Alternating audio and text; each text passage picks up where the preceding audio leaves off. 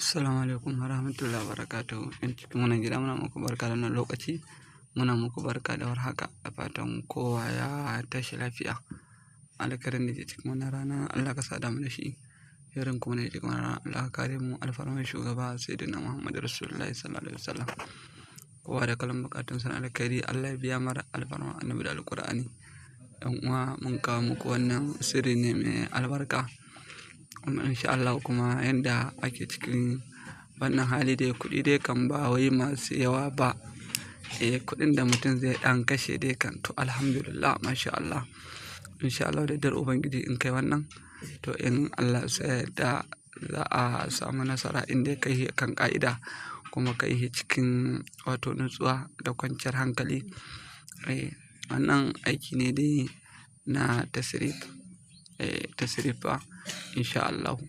Idan kai ɗin kuma da dar Ubangiji ana samu sai dai in ba ka da rabo a cikin wannan lamari. Amma in dai kana rabo in Allah ya da shi ka san komai nufi ne na Ubangiji kuma sai Allah ya kaddara jarabanka a ciki. To insha Allah in dai kai shi ɗin za a samu nasara. To sakamakon ba mu da isasshen lokaci insha Allah akwai ko in kai ga profile ɗinmu za ka ga lambar mu sai ka ɗauka sai ka mana magana ta WhatsApp sai mu tura ma bayanin da sauransu. Saboda abin yana da tsayi ne, bayanan su na da tsayi. Amma za mu iya tura ma ta WhatsApp sai ka je ka aikata domin insha Allah kai ma ka ɗan samu abubuwan da za ka ɗan uzuri dai.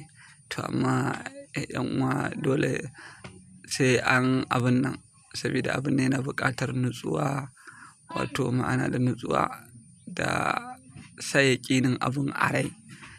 Duk abin da kake so to in dai ka sa kokonto akan Ubangiji shi mai iya komai ne.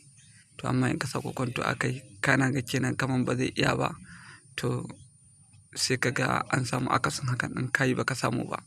Saboda sakamakon ka raba abun biyu. A'a za ka samu a'a ba za ka samu ka kaddara a ranka za ka samu. Shi ne wannan insha Allah. To da ke abubuwan dai gaskiya ba zai yiwu a ce mun gai abubuwan gaba ɗaya ba. Dole abin yana buƙatar sai dai mu tura wa mutum audiyon ya ji. In ya ji abin da bai gane ba sai ya yi mana bayani. Allah ya sa mu dace, Allah ya taimake mu. Allahumma akhrijna min dhulumatil wahmi wa akrimna min al-ilmi. Allahumma aftana bi fadlika wa yassir alaina kaza in rahmatuka. Rabbi zidni ilma wa aqlan wa fahman.